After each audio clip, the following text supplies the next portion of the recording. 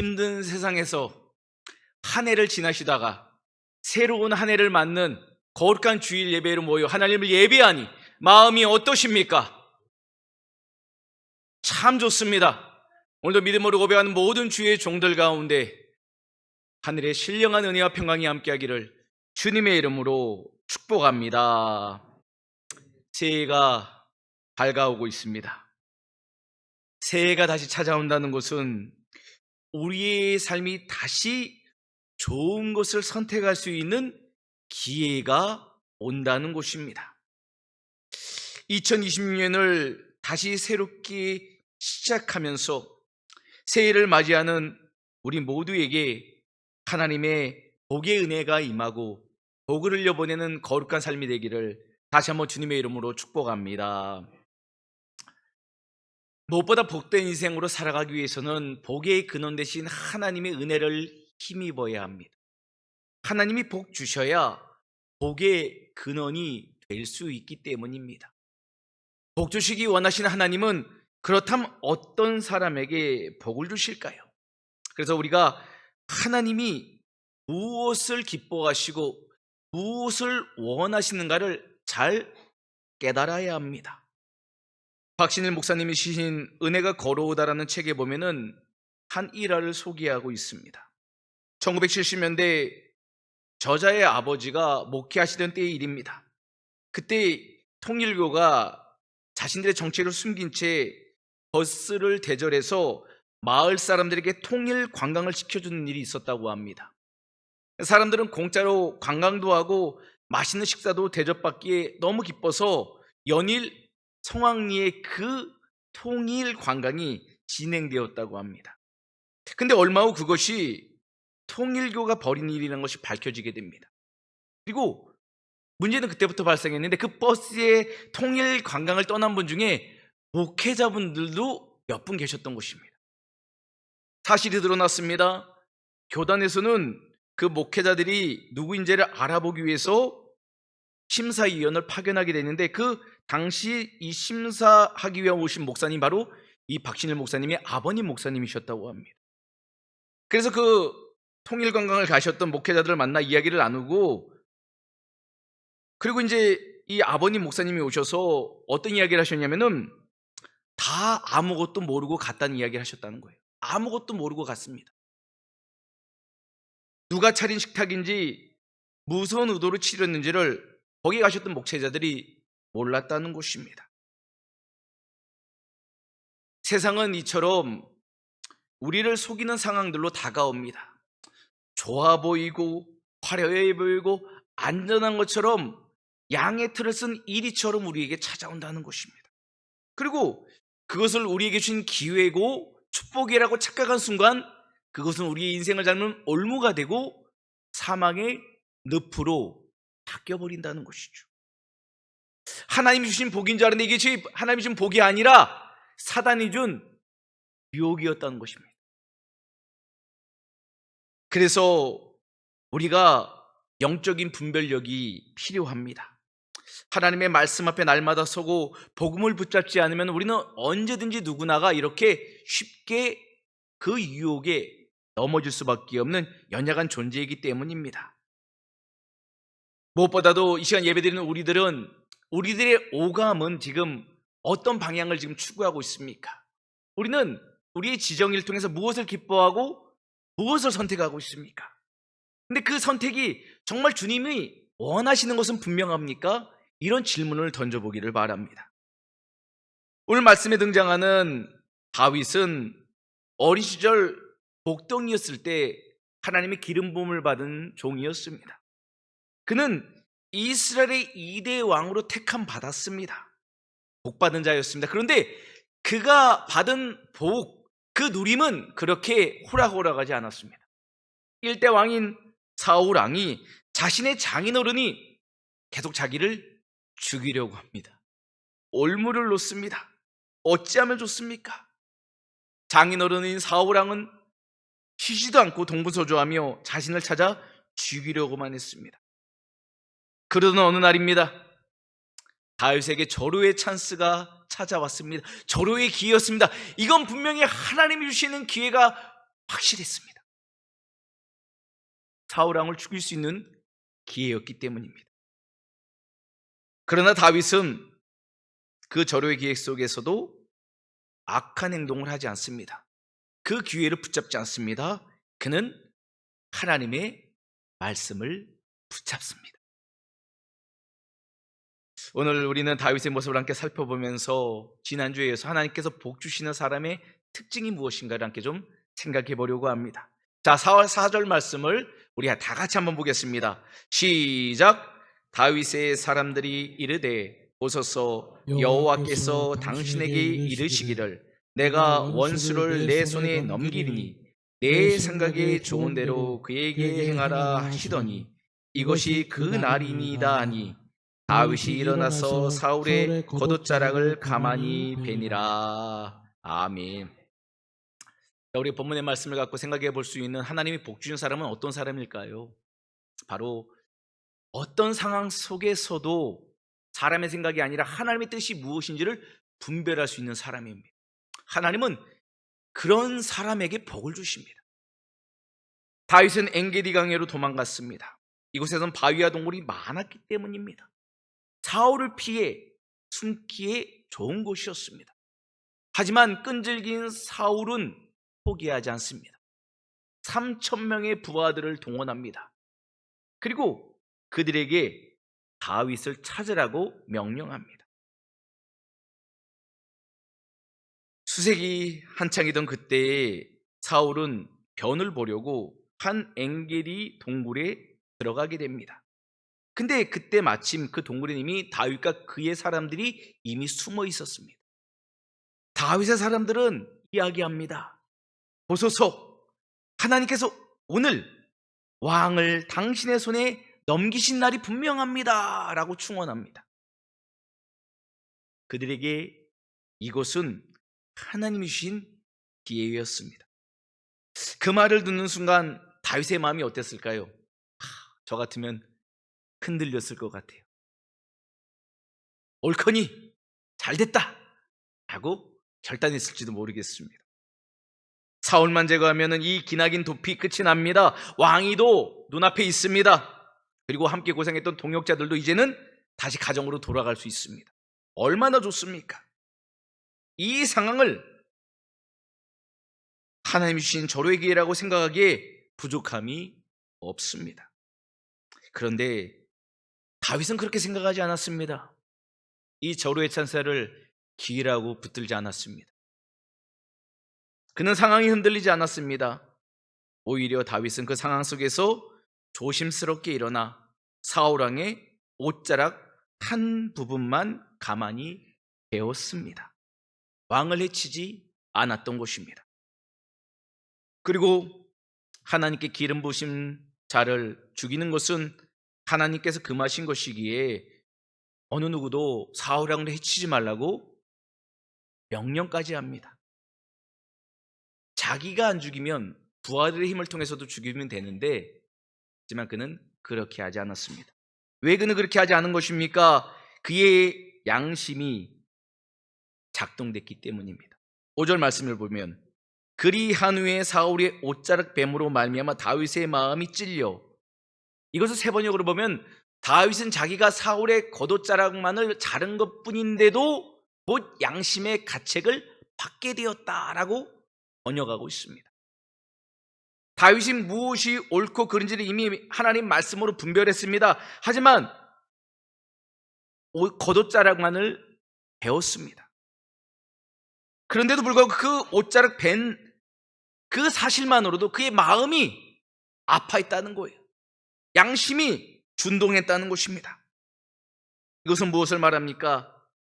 다윗은 하나님 앞에 죄짓 전에 항상 양심의 불을 밝히고 있었던 사람이라는 것이, 누가 보든 보지 않든 항상 하나님의 말씀을 자신의 인생의 기준으로 삼았기에 그의 양심이 그 순간에 작동한 것입니다.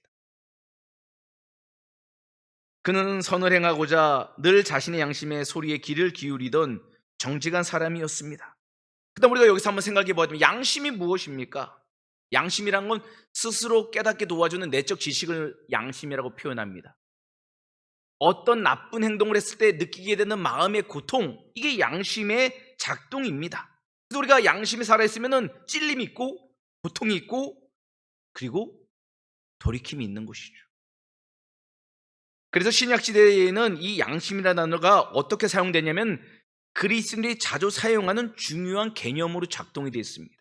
그래서 성도들의 양심이 작동이 되면은 그 당시에 도덕과 윤리의 기준을 뛰어넘는 가치의 기준이 바로 양심이었다는 것이죠. 그러니까 법 위에 있었던 게 뭔가 그리스도인의 양심이었던 거예요. 얼마나 고상한 하나님의 사람들입니까? 우리 안을 가만히 들여다보면은 그 항상 두 가지 마음이 공존합니다. 착하고 밝은 마음과 그리고 나쁘고 어두운 마음입니다. 이것이 우리 양심의 두 켠에 공존하고 있습니다. 그때의 양심은 우리의 행동이 옳은지 그른지를 비춰준 내적인 등불과 같기 때문에 우리를 어둠이 아니라 빛으로 기울이게 작동이 되어야 된다는 거예요. 그러니까 선한 일에 우리의 양심이 움직이도록 역사되어야 되는 것이죠. 하지만 인간이 죄를 지음부터 이 양심이 망가졌습니다. 우리 심장이 망가지면 우리 몸이 전체적으로 작동이 안 되듯이 아프듯이 죄로 인하여서 우리의 양심이라는 심장이 망가져 버리고 말았어요. 무너지고 말았습니다. 무뎌지고 말았습니다. 성경은 이것을 양심이 화인을 맞았다, 불타버렸다라고 말하고 있어요. 그래서 하나님은 우리의 굳어지고 무뎌진 양심을 다시 살리시기 위해서 치료제, 말씀을 주신 것입니다. 하나님의 말씀은 우리 안의 양심을 깨우는 거룩한 불이기 때문입니다. 망가진 우리의 양심, 무뎌진 우리의 양심을 살리시는 하나님의 말씀 앞에 그래서 주님은 서기를 기다리고 계신 것이죠. 이 말은 거꾸로 생각하면 다윗은 항상 어떤 상황 속에서도 하나님의 말씀 앞에 그의 양심이 바르게 깨어 있었던 믿음의 사람이었다는 것입니다. 그래서 그는 하나님의 말씀으로 비추어 보며 사울 왕을 죽이는 것은 하나님을 기쁘시게 하지 않는 것을 알게 된 것입니다. 양청삼 목사님이 쓰신 하나님의 사람으로 사는 법에 나오는 한 일화를 소개하겠습니다. 한 무장 트럭이 돈을 운반하고 있었습니다. 그런데 그 트럭에서 노란 상자 하나가 도로 위로 떨어지게 됩니다. 마침 뒤따라오던 승용차 한 대가 있었습니다. 운전자 두 사람이 그것을 보고 차를 세우고 뛰어내려 상자를 집어들더니 도망치듯 자리를 떠나게 됩니다. 트럭 운전사는 뒷문이 제대로 잠기지 않아 상자가 떨어졌다는 사실을 한참 뒤에 알게 되었습니다. 근데 문제는 그 상자 안에는 무엇이 있었을까요? 이 상자 안에는 $100짜리 지폐 12,000장이 있었다고 합니다. 무려 $120만. 그러나 그 돈 상자는 끝내 돌아오지 않았다고 합니다. 그래서 이 사건은 미국 필라델피아의 큰 도난 사건으로 기록되게 되었습니다. 자, 근데 우리 생각해 보아야 됩니다. 돈 상자를 가져간 사람들은 전문 강도였습니까? 아닙니다. 그저 그 시간에 그 자리에 지나가고 있던 운전자였습니다. 근데 갑자기 눈앞에 상자 하나가 쿵 하고 떨어졌습니다. 기대감이 일어났을지 모릅니다. 반사적으로 차를 세웁니다. 그 상자 안에 있는 것이 무엇인지 확인도 안 하고 집어 트렁크에 던집니다. 그리고 집에 와서 보았겠죠? 이게 뭐지? 짜자잔, $120만.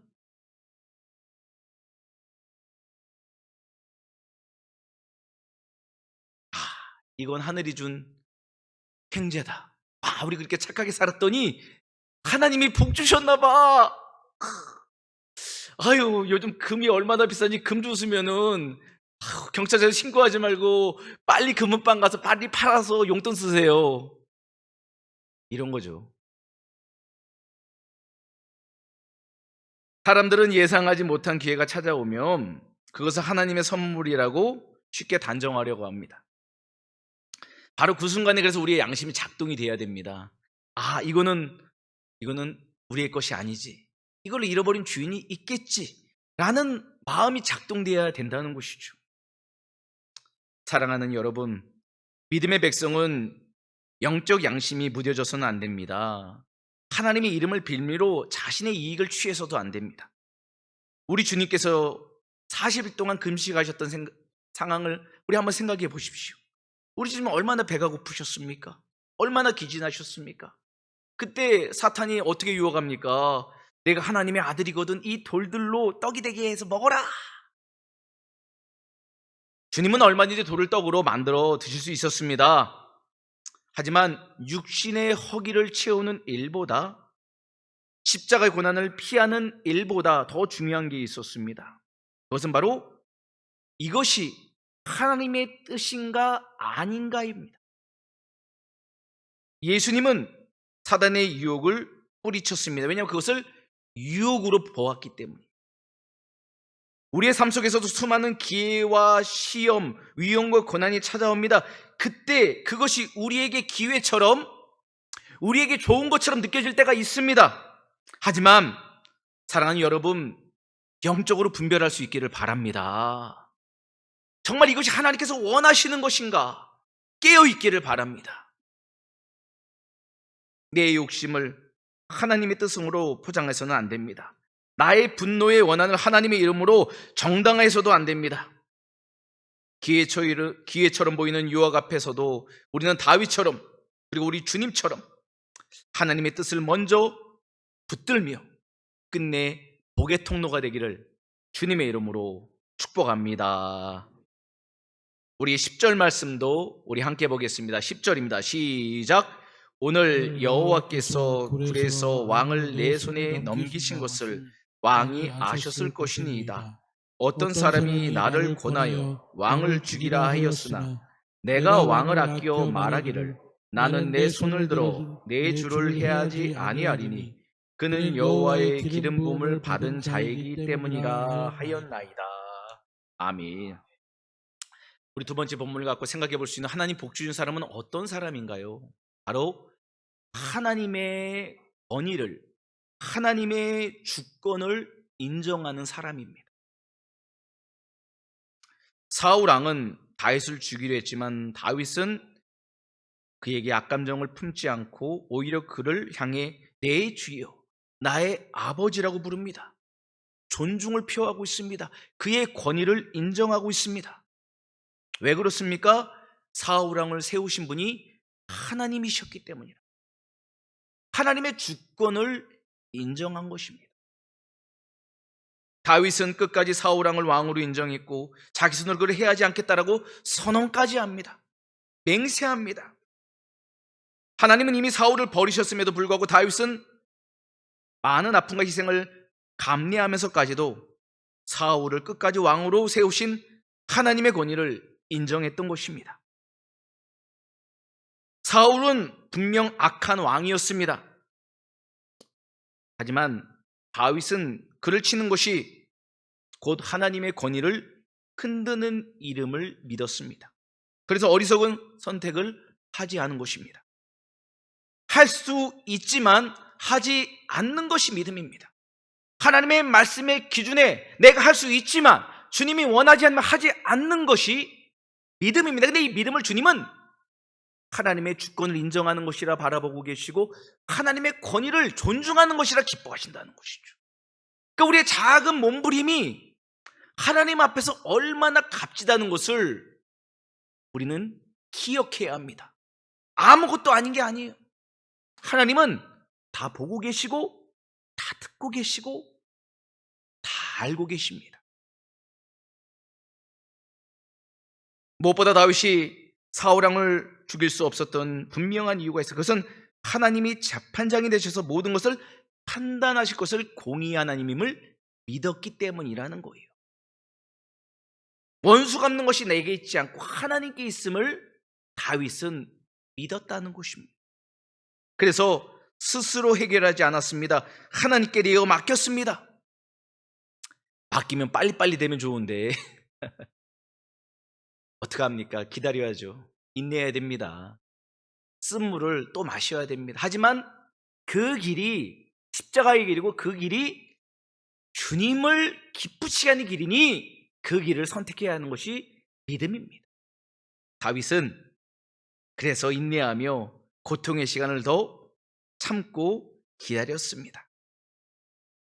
하나님은 당신의 주권을, 당신의 권위를 절대적으로 인정하고 어떤 상황 속에서도 믿음으로 인내하는 주의 종들에게 복 주시는 분임을 믿으시길 바랍니다.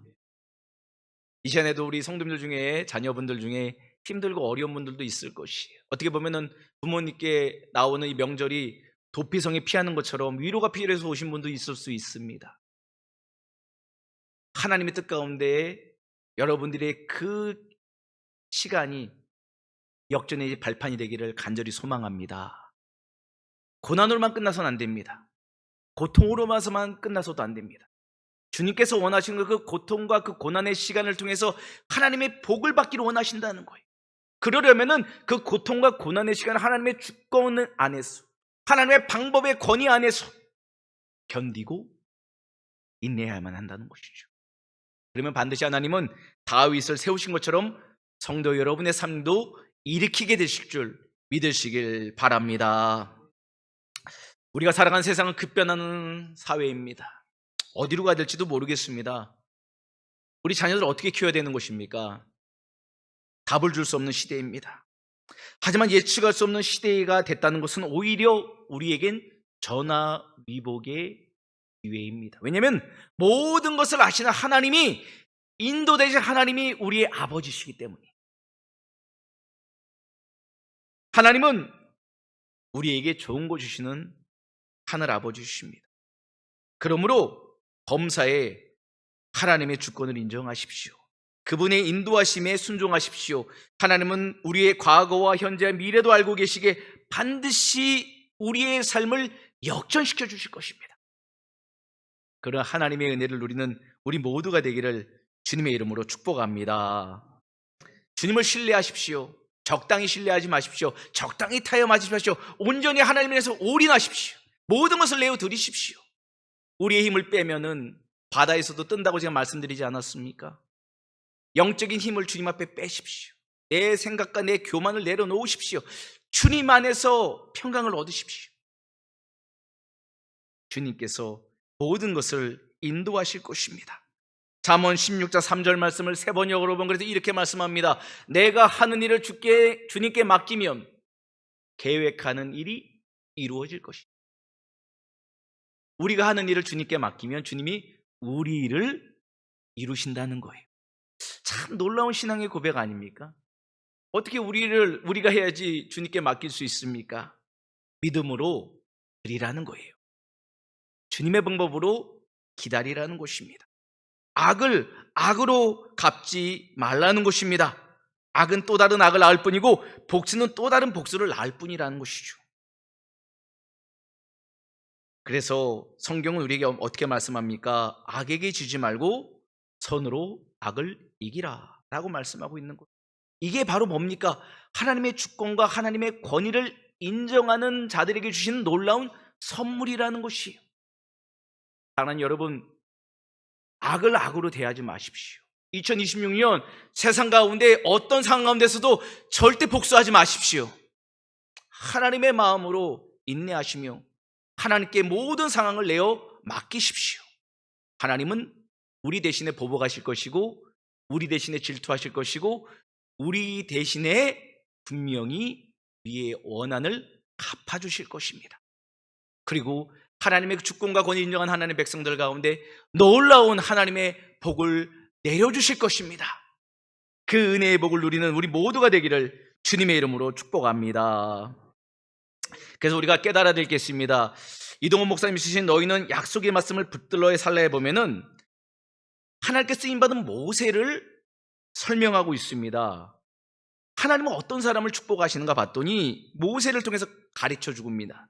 3단계라는 겁니다. 인생을 3단계로 나눠보라는 것입니다. 첫 번째 단계 40년, 나는 특별한 사람이라고 착각할 때가 있어요. 바로의 궁정에서 최고의 교육을 받은 모세는 자신감이 넘쳤습니다. 스스로 민족을 구원할 수 있다라고 착각했습니다. 하지만 현실의 벽에 부닥쳐 그는 광야로 도망하게 됩니다. 두 번째 40년의 사람이 있습니다. 나는 아무것도 아닌 사람을 깨닫는 관계입니다. 미디안 사막에서 양을 치던 모세는 자신이 별 볼 일 없는 존재임을 깨닫게 됩니다. 왕자라는 타이틀 떼버렸더니 아무것도 아니에요. 사막에 그냥 먼지 같은 존재예요, 자기는. 나는 무익한 종임을 그 40년 동안 그는 철저히 깨닫게 됩니다. 자, 이제 마지막 40년을 만나게 됩니다. 나는 하나님의 사람이구나를 깨닫게 됩니다. 하나님이 쓰실 때 자신이 비로소 유익한 삶의 존재가 됨을 깨닫게 되는 것입니다. 하나님의 때를 기다렸더니 하나님이 자신을 들어 자신의 연약함을 채우시고 하나님의 영광의 도구로 쓰시는 것을 경험하게 된 때입니다. 모세의 삶은 그래서 우리에게 중요한 교훈을 줍니다. 우리의 능력과 계획이 아니라 하나님의 뜻과 때를 신뢰할 때 진정한 영향력이, 진정한 유익이 우리 가운데 나타나게 된다는 거예요. 이 명절을 맞아서 우리는 가족도 만나고 친인척도 만나야 됩니다. 친구들도 만나야 됩니다. 물론 우리가 언어로서 복음을 전해야 되겠지만 그것만으로는 부족합니다. 선한 영향력이 우리 삶 가운데 배양돼 있어야 됩니다. 그러면 선한 영향력이 언제 나타난다고요? 우리가 아무것도 아닌 주님을 깨닫게 될 때, 하나님이 모든 것임을 깨닫게 될 때 나타난다는 것이. 그러므로 이번 명절에 만난 모든 관계 가운데 우리 가운데 주님만을 나타내기를 간절히 소망합니다. 주님만을 나타내면요, 우리 아무것도 아닌 것 같지만 주님이 일하시고 주님이 거두시고 주님이 영광 받으시는 거룩한 일이 일어나게 될 것입니다. 잠언 3장 6절 말씀을 그래서 이렇게 말씀합니다. 세 번역으로 보면 내가 하는 모든 일에서 주님을 인정하여라. 그러면 주님께서 내가 가는 길을 곱게 하실 것이다. 힘들고 어려운 상황이지만 주님을 인정하십시오. 주님께 내어 맡기십시오. 주님께서 곧 굳은 길을 펴시고 힘든 상황을 역전시켜 주실 것입니다. 다윗은 그런 은혜를 누렸습니다. 하나님 안에서 말씀으로 분별하고 양심이 작동된 사람이었기 때문입니다. 무엇보다 하나님의 때를 기다리는 하나님의 주권과 권위를 인정했던 사람이었기 때문입니다. 사랑하는 여러분, 어떠한 유혹 앞에서도 어떠한 상황 속에서도 흔들리지 말고 하나님의 말씀을 붙드십시오. 사람의 손을 붙잡지 말고 주님의 손을 붙드십시오. 하나님은 그 하나님의 백성을 기뻐하시고 다윗처럼 하나님의 복의 통로로 되어 사용하실 것입니다. 우리 모두가 다 그렇게 새해를 맞이하는 영적 다윗이 되기를 주님의 이름으로 축원합니다. 아멘. 시간에 찬양하며 기도하며 나가겠습니다.